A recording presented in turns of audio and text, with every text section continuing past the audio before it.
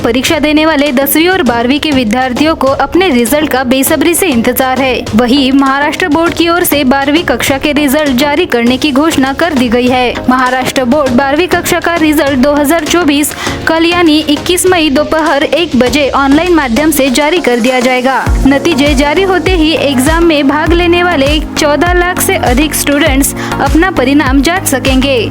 इस वर्ष 12वीं board exam का आयोजन 2 फरवरी से 19 मार्च 2024 तक किया गया था।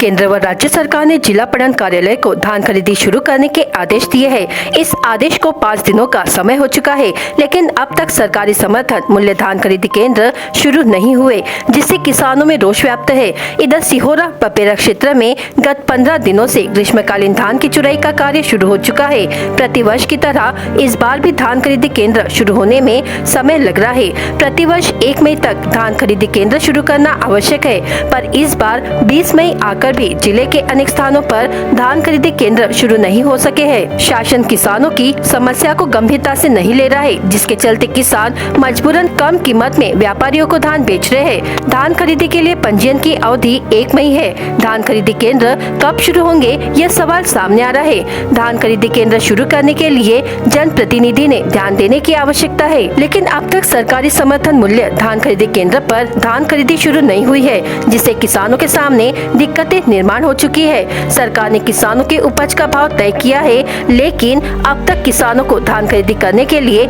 इंतजार करना पड़ रहा है।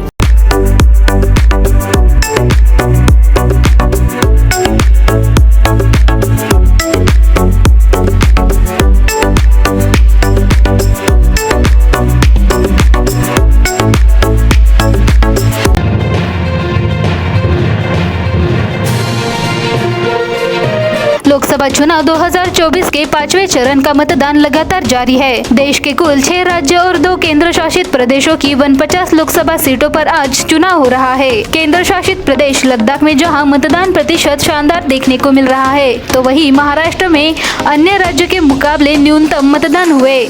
निर्वाचन आयोग की तरफ से जारी आंकड़ों के मुताबिक दोपहर 3 बजे तक लद्दाख में 61.26% मतदाताओं ने अपने मतदान का प्रयोग किया, तो वहीं दूसरे केंद्र शासित प्रदेश जम्मू और कश्मीर के 44.90% मतदाता वोट देने के लिए निकले। 5वें चरण के मतदान में 3 बजे तक पश्चिम बंगाल में सबसे ज्यादा मतदान हुआ। पश्चिम बंगाल का मतदान प्रतिशत 62.72% रहा। इसके बाद झारखंड में 53.90% मतदान हुआ। उत्तर प्रदेश में 47.55%, ओडिशा में 47.55%, बिहार में 45.33% और महाराष्ट्र में सबसे कम 38.77% मतदान हुआ।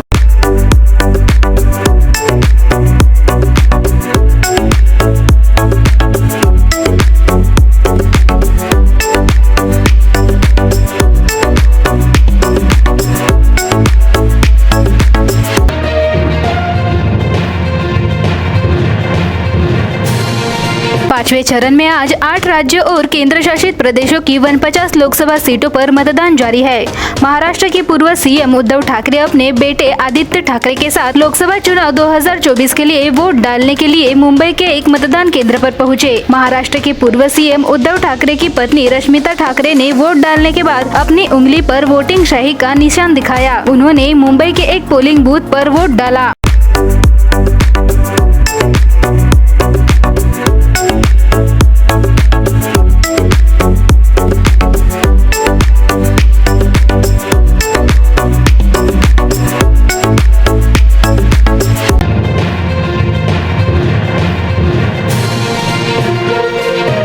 भारतीय मौसम विभाग के मुताबिक मानसून अंडमान निकोबार पहुंच गया है। 31 मई तक यह केरल पहुंच जाएगा।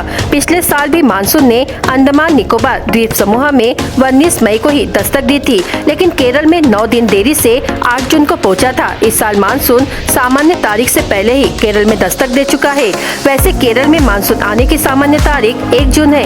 घोषित तारीख में 4 दिन कम या ज्यादा होने की गुंजाइश रखी गई है, यानी मानसून 28 मई से 3 जून के बीच कभी भी आ सकता है। IMD के अनुसार मानसून के महाराष्ट्र में 9 से 16 जून, मध्य प्रदेश में 16 से 21 जून और राजस्थान में 25 जून से 6 जुलाई तक पहुंचने के आसार है। वहीं यूपी में 18 से 25 जून और बिहार झारखंड में 18 जून तक पहुंच जाएगा।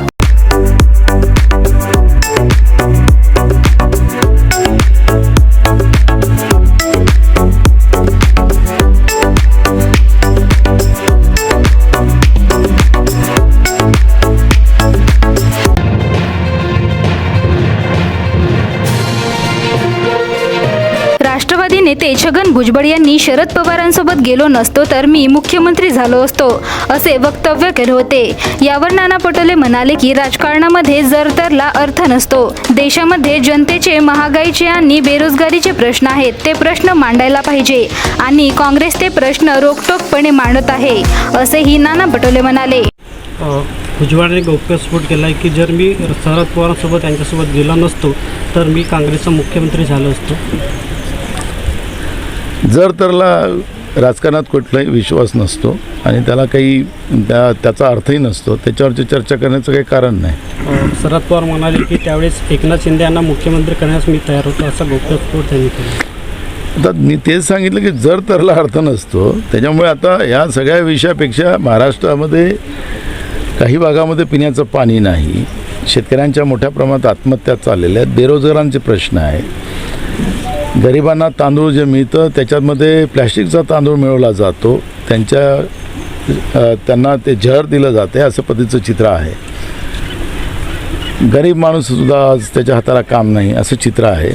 आणि महाराष्ट्रासारख्या शाहू फुले आंबेडकर विचाराच्या महाराष्ट्रामध्ये सगळ्या स्थितीमध्ये, सगळ्या स्तरामध्ये लोक अडचणीत आले असतील तर त्याच्यावरची चर्चा व्हावी। ही राजकीय चर्चा मला असं वाटतं की आता बंद झाल्या पाहिजे। निवडणुका संपल्यात, प्रक्रिया संपली आणि आता जनतेचे प्रश्न हे आपल्यासाठी सगळ्यांसाठी महत्त्वाचे, आणि काँग्रेस जनतेच्या प्रश्नावर ॲग्रेसिव्ह सरकारच्या समोर हे सगळे भूमिका मांडणार आहे आणि सरकारला ते पूर्ण करावी लागणार आहे। राष्ट्रवादी नेते शरद पवार यांनी 2004 मध्ये प्रफुल्ल पटेल हे भाजपाच्या वाटेवर आहेत, त्यावेळी छगन भुजबळ यांना मुख्यमंत्री करायचा होता असे वक्तव्य केले होते। यावर नाना पटोले यांना विचारले असता कोणी मुख्यमंत्री झाला, कोणी मंत्री झाला, कोणी किती उजेड पाडला हे महत्त्वाचे नाही, तर काँग्रेससाठी जनतेचे मत, मुद्दे महत्त्वाचे आहेत असे म्हणत या विषयावर अधिक बोलणे टाळले। मी तुम्हाला सांगितलं की मला त्याच्यावर चर्चाच करायची नाही। आमचं काँग्रेसची भूमिका स्पष्ट आहे की जनतेचे प्रश्न आमच्यासाठी महत्त्वाचे आहे। कोण राज्याचा मुख्यमंत्री बनला, कोण मंत्री बनला, त्यांनी काय उजेड पाडलं, याच्यावरची चर्चा आज नाही। आज मी तुम्हाला सांगितलं की या निवडणुकीच्या प्रक्रियेमध्ये 267 शेतकऱ्यांच्या आत्महत्या झाल्या, त्याच्यावरची चर्चा नाही। गरिबाच्या घरी कायला अन्न नाही तर त्याच्यावरची चर्चा नाही। महाराष्ट्रातले दवाखाने सगळे ओसाड पडलेले आहेत, माणसं सरळ जातात आणि आडवे होऊन निघतात, त्या आरोग्य व्यवस्थेवरची चर्चा नाही। गरिबाच्या हाताला काम नाही त्याच्यावरची चर्चा नाही।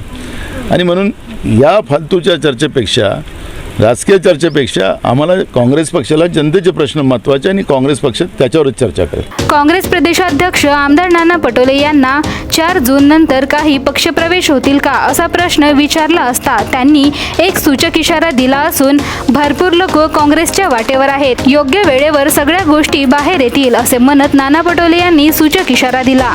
गोंदिया आणि भंडारा जिल्ह्यामध्ये मोठ्या प्रमाणावर इन्कमिंग होण्याची 4 तारखेनंतर गोंदिया आणि भंडारा जिल्ह्यामध्ये काँग्रेसमध्ये मोठ्या प्रमाणात इन्कम होईल का?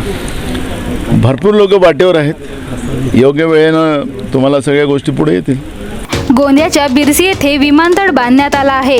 विमानतळावरून हे विमान प्रफुल्ल पटेल यांनी सामान्य जनतेसाठी नव्हे तर स्वतःसाठी बांधले अशी चर्चा सुरू असताना यावर नाना पटोले यांना विचारले असताना नाना पटोले या गोष्टीला दुजोरा देत ज्याला शेतकऱ्यांची आणि गरिबाची जाण नाही अशी लोक या जिल्ह्यामध्ये नेते म्हणून राहिले आणि यामुळेच गोंदिया आणि भंडारा जिल्ह्याच्या जनतेवर अन्याय झाला आहे।